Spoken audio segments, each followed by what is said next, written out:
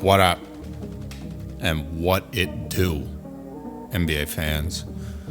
Today, I want to talk about the guy over there in Detroit, Cade Cunningham, because he is a great player, and I want to discuss what I believe his ceiling as a player is, and if he'll reach that ceiling. So, as you guys are probably aware, the Pistons have been, frankly, the laughingstock of the league for the past couple of seasons. They're currently not doing great in this early season. They're currently 1-4.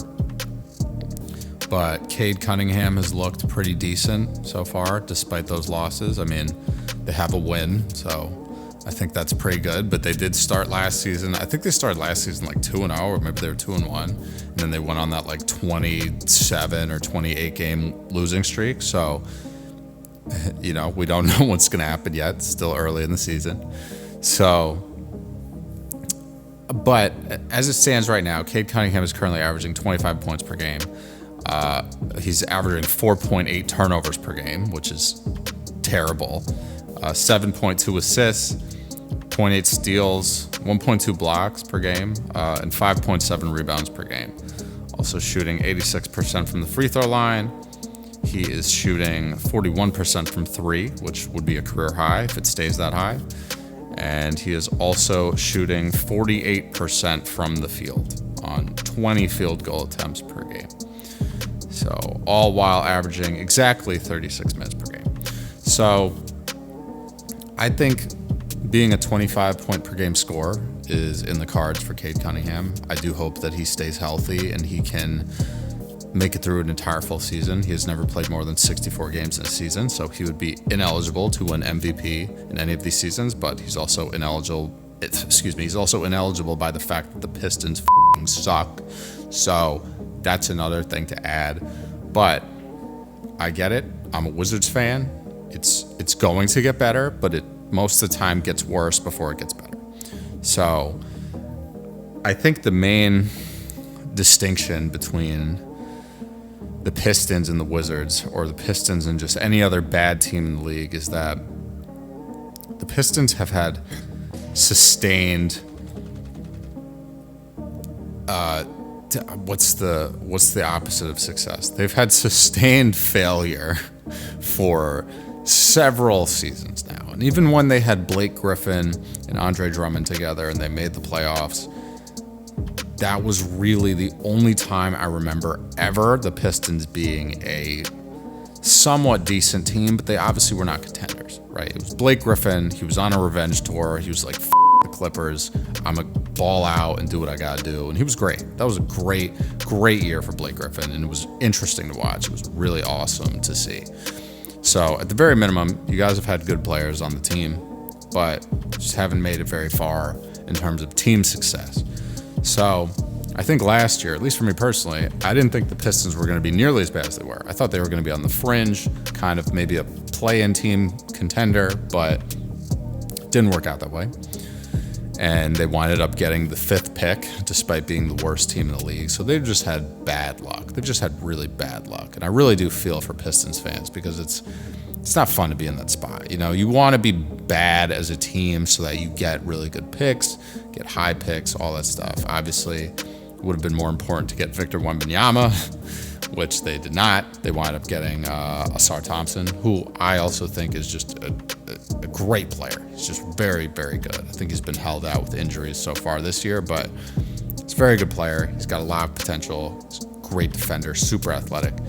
But you obviously would have liked to have Victor Wembanyama, right? Pairing Victor Wembanyama with Cade Cunningham would have been just a stupid combination. Would have just gone dummy in the paint.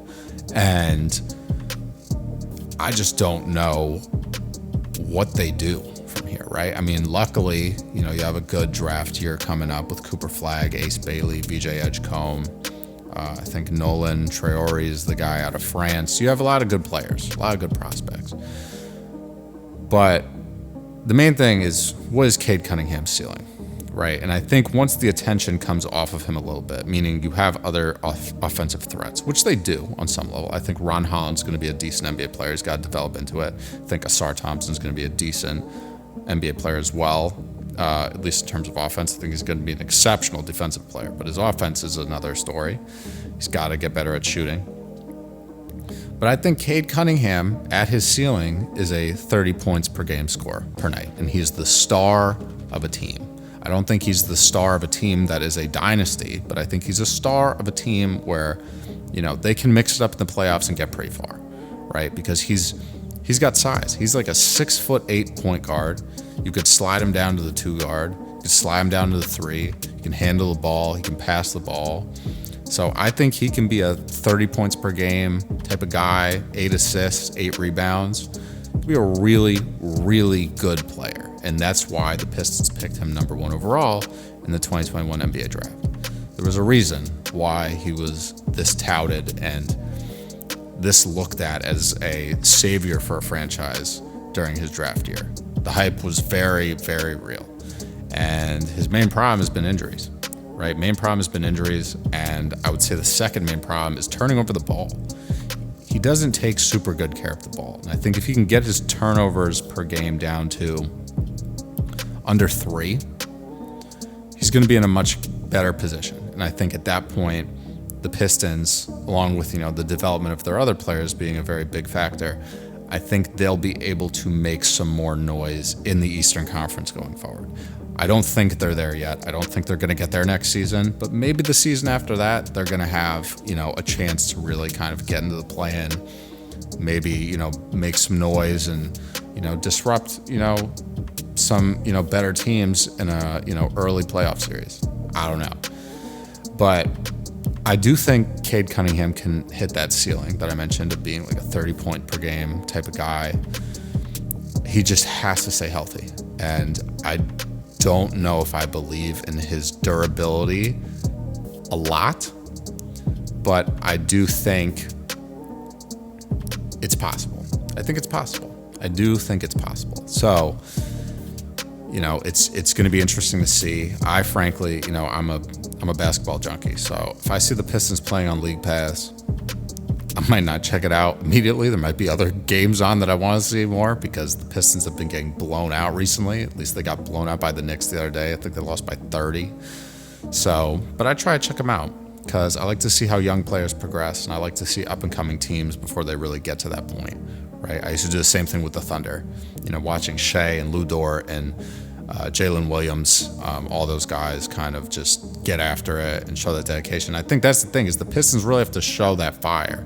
They got to show that dedication. They have JB Bickerstaff now, but frankly, for me, I didn't think Monty Williams was the problem. I think he probably just didn't want to be there, so he wasn't really being the best coach that he could have been, but it is what it is. He's not there anymore, so it's time to move on and get things pushed in the right direction, right? But I think if they want to really improve, even if they have a bad season this year, keep your coach. Continuity does a lot for NBA teams, and I think a lot of people don't pay attention to that because they're like, oh, well, we need to win now, right? This team is not winning now. This team is absolutely not winning now. If I had to pick teams that were winning now and rank them 1 to 30 in the NBA, this team would be 30th.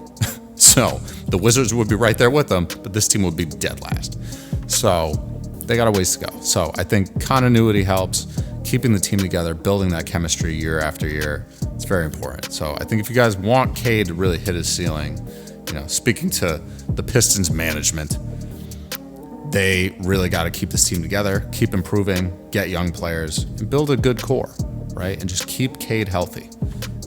Don't push him too much, push him to improve, but don't put him in situations where he's more likely to get injured. So let me know what you guys think. I know a lot of you guys that watch this video are probably going to be very high on Cade Cunningham. A lot of people like him, especially younger guys that watch the NBA. They're super big on Cade Cunningham. So let me know what you guys think. As always, if you liked the video, give me a like. If you did not like the video, give me a dislike. Tell me how you really feel. And leave comments, subscribe, do all that jazz. I'll catch you guys with the next one. Peace out.